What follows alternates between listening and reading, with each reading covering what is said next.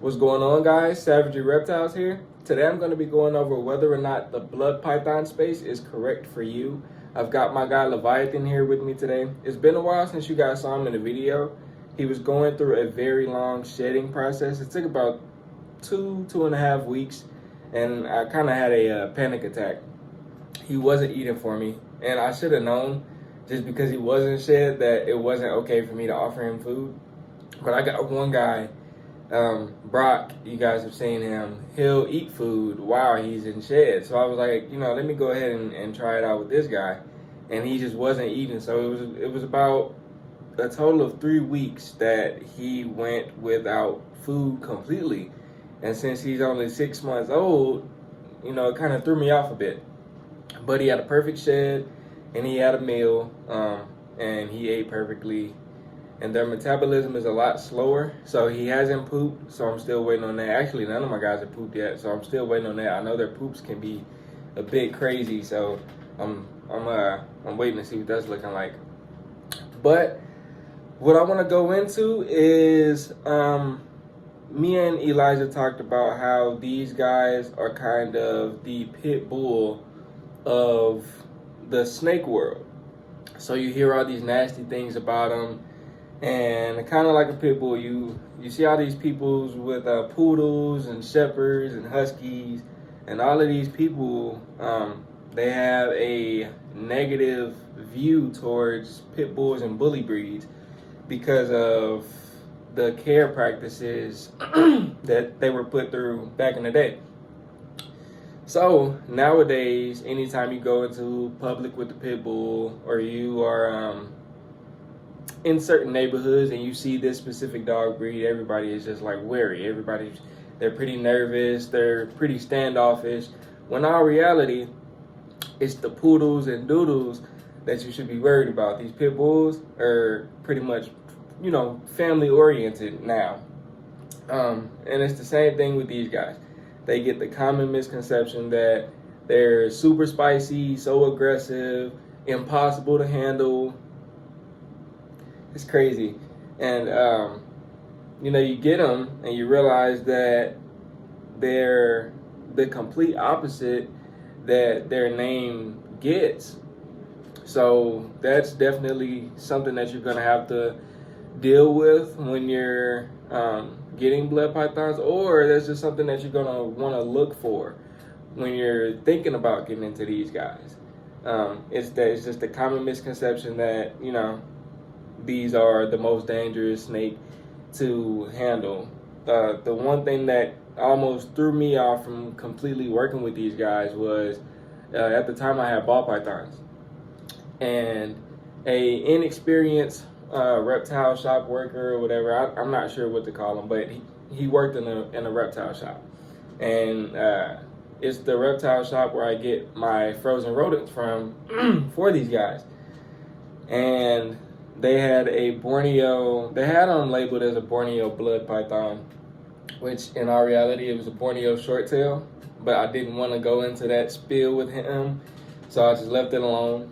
But they had a Borneo blood python in there, and it was my first time seeing one in person. So I had seen these guys plenty of times before online, on Morph Market, and I had been looking at them for some months. So like at this point, I had been watching Juggernaut Reptiles videos for months, just trying to learn as much as possible, and just seeing a bunch of different morphs that he was working with. So this was my first time actually seeing one in person.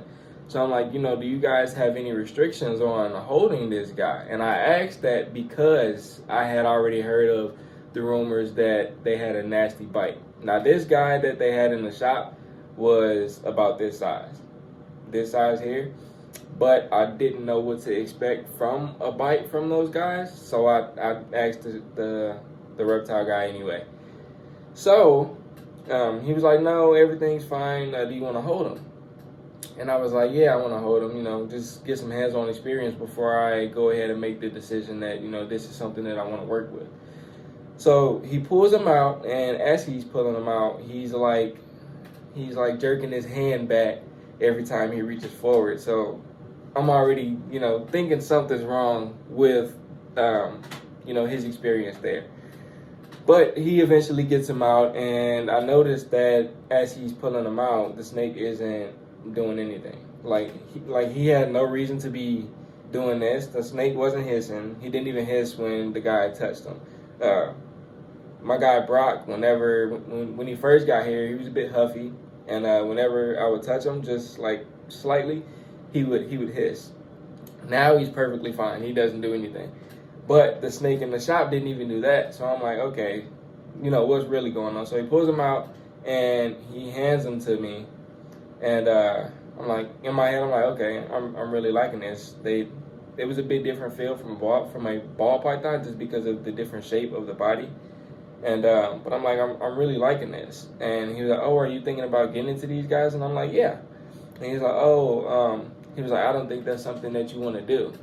And I was like, why not? Give me your view or your point of view on why this isn't something that I want to do. So he's like, oh, these are the most dangerous species of python to work with.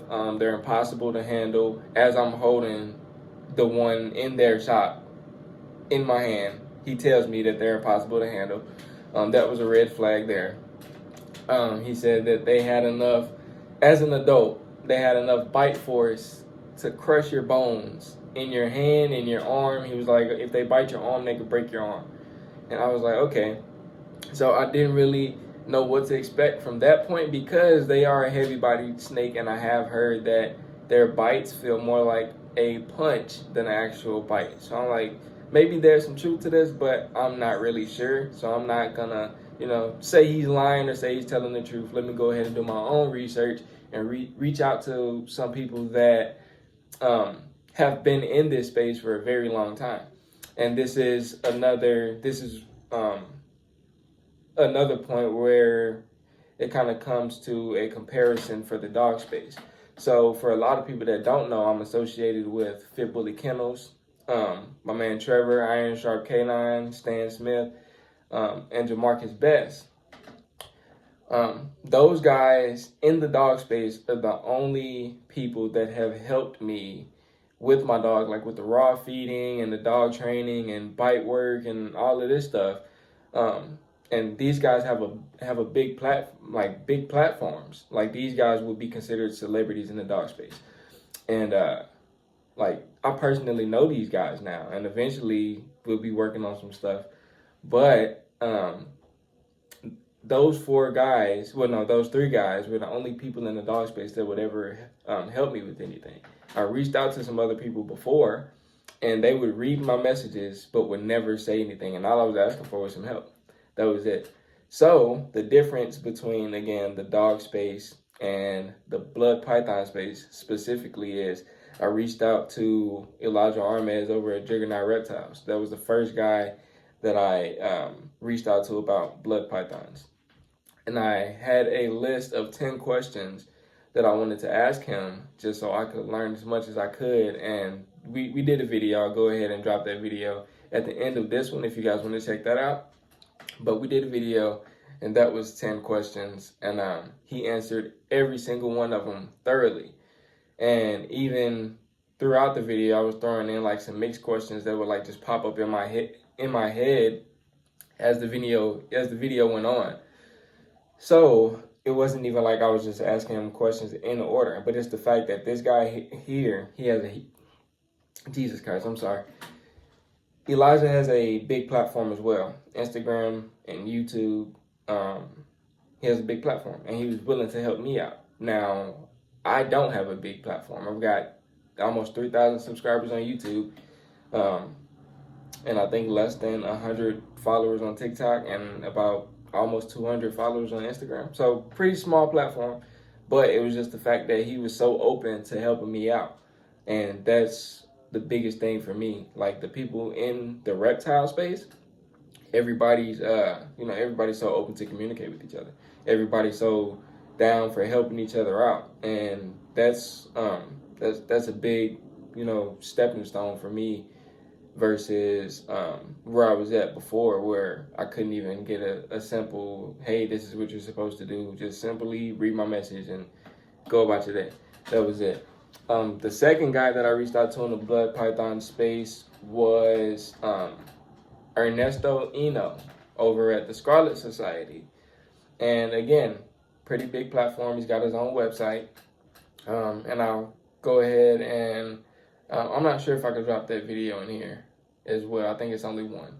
But we did a video as well, and that video was 16 questions for him. And I think the video turned out to be like 50 minutes long or something. But again, me just coming into this space and being able to reach out to these people and get all the information I need, you know, them being so open to take time out of their day to help me out. This space is, you know, it's something that, you know, I needed that I didn't know I needed. And it's also something that I was looking for, but you know how you're looking for something, but you really don't know what you're looking for? That's kind of what this was. And then even in our Blood Python group, I reached out to Kara. It's either Kara or Kara. If I'm pronouncing that wrong, correct me, I'm sorry. But either Kara or Kara, L. Norris. I asked her if she wanted to do a video as well. She's pretty busy, so we take that into consideration. But she's also down to go ahead and sit down with me and answer a bunch of questions that I got with these guys. And now I'm kind of at the point where I've been doing so much research that I feel like I'm at the point now to where if people ask me questions, I can go ahead and bounce some stuff back. So that's that video that we'll do. I kind of want that one. I don't want that to just be one-sided. I want to ask her some questions and she answers, but then I also want her to ask me some questions to test my knowledge to see if I can go ahead and spit some stuff back.